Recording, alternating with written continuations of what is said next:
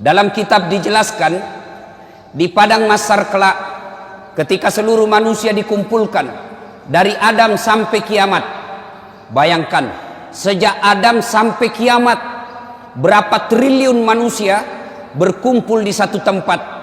Dan pada saat itu hampir seluruh manusia gelisah. Kenapa mereka gelisah? Karena mereka ingin status hukumnya masuk surga atau neraka, sementara pengadilan belum juga dimulai. Samalah kalau kita dinyatakan tersangka sama polisi, kan kita mau cepat diadili. Adili saya. Kalau saya salah, berapa tahun vonisnya? Kalau tidak salah, adili lalu lepaskan dari sangkaan itu. Demikian juga di padang mahsyar. Hampir seluruh manusia gelisah.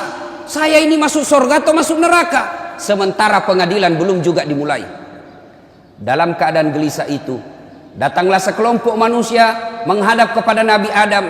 Ya Adam, engkau adalah bapak kami semua.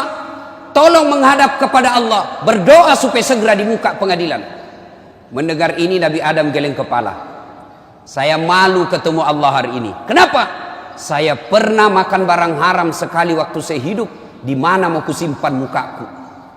Adam alaihi salam sekali makan barang haram, malu ketemu Allah di akhirat kelak. Gimana mereka yang pegawai negeri, sejak masuk pegawai negeri nyogok, seluruh gaji-gajinya sampai pensiun haram di sisi Allah. Seumur-umurnya makan barang haram, di mana mau kau simpan mukamu nanti di akhirat? Lalu Nabi Adam berkata, silakan kau datang kepada Nabi Ibrahim alaihissalam, minta kepada Ibrahim alaihissalam. Datang lagi sekelompok manusia ini. Ya Ibrahim, engkau adalah kakek para nabi, tolong menghadap kepada Allah, berdoa supaya segera dibuka pengadilan. Mendengar ini Nabi Ibrahim pun geleng kepala. Mas susah, masih ritoka iya. Saya juga malu ketemu Allah hari ini. Kenapa? Saya pernah bohong sekali waktu saya hidup. Di mana mau kusimpan mukaku hari ini?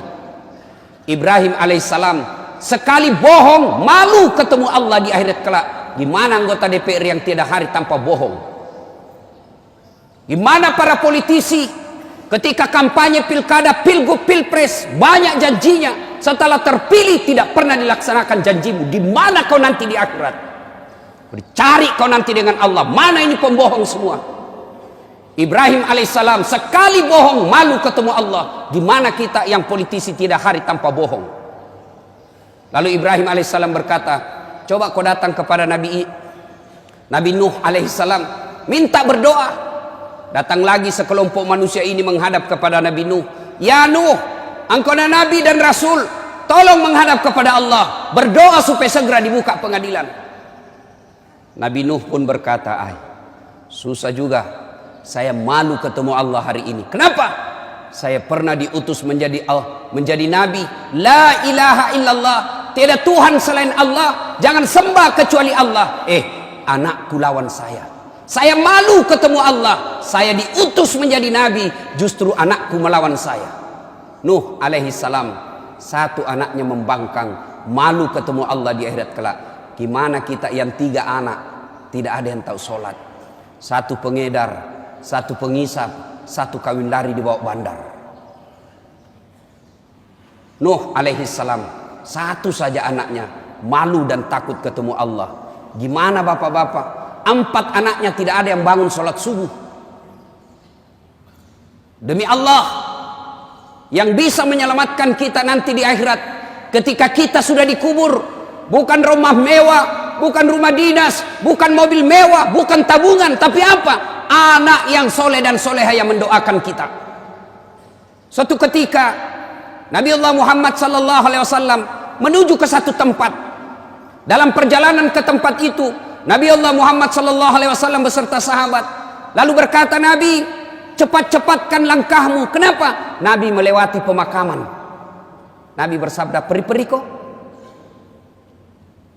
Sahabat langkahkan kaki dengan cepat. Selesai di tujuan, Nabi sampai balik lagi dengan rute yang sama melewati kuburan. Sahabat ingin mempercepat langkahnya karena tadi disuruh cepat. Sahabat mempercepat langkahnya. Nabi berkata, tidak usah cepat-cepat, santai saja. Sahabat bertanya, ya Rasulullah, tadi waktu pergi kami disuruh cepat, sekarang tidak, ada apa?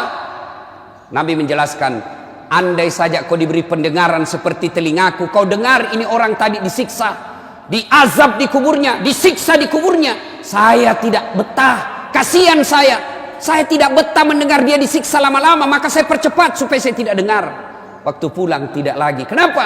Saya dengar berita dari Jibril, Allah perintahkan malaikat penyiksa kubur, hentikan siksaanmu. Kenapa? Tidak mungkin bapaknya kusiksa di kuburnya sementara anaknya lagi mengaji sekarang membaca Bismillahirrahmanirrahim.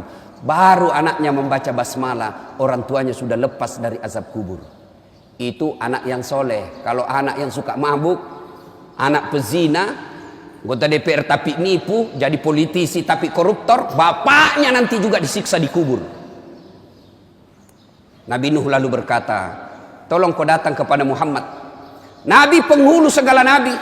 Datanglah sekelompok manusia ini menghadap kepada Nabi Muhammad. Ya Muhammad, engkau nabi dan rasul, tolong menghadap kepada Allah, berdoa supaya segera dibuka pengadilan. Kalau Nabi sebelumnya angkat tangan dan malu ketemu Allah, Nabi Muhammad berkata, kalau bahasa kita, tenang sampean, duduk mako, sudah mana no, duduk kok, saya menghadap kepada Allah. Hari ini Allah dengarkan doaku. Di sini berlaku salah satu mukjizat saya. Selain waktu saya hidup punya mukjizat Al-Quran, jari-jari tangan saya keluar air, kemana saya jalan dilindungi oleh awan. Hari ini berlaku mukjizatku di akhirat satunya. Apa? Allah dengarkan doaku hari ini. Syafaat saya berlaku hari ini, di mana seluruh manusia tidak didengar doanya, malaikat pun tidak didengar pemohonannya hari ini, hanya saya yang didengar Allah. Duduk sampean. Nabi lalu menghadap kepada Allah. Ya Allah, kami sadar banyak dosa dan kesalahan, kami sadar banyak maksiat, tapi kami sudah sadar juga Engkau Maha Pengasih dan Maha Penyayang. Ya Allah, tolong ampuni dosa dan kesalahan kami ya Allah. Lalu mulai buka pengadilan. Mendengar ini, dari aras Allah kedengaran suara, ya Muhammad, aku kabulkan doamu hari ini, kau bangkit dari sujudmu. Lalu Allah perintahkan malaikat, siapkan segala keperluan, pengadilan mulai hari ini kita siapkan. Pengadilan mulai diproses. Mulailah kita diadili satu demi satu, berkat doanya Nabi dan syafaatnya Nabi.